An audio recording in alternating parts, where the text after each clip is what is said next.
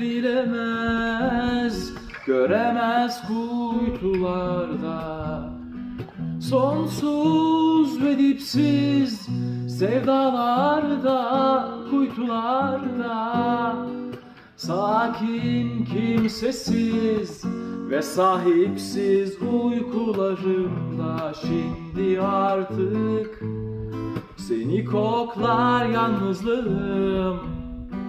Seni arar, seni sorar, sevda çiçeğim şimdi artık seni koklar yalnızlığım. Seni arar, seni sorar, sevda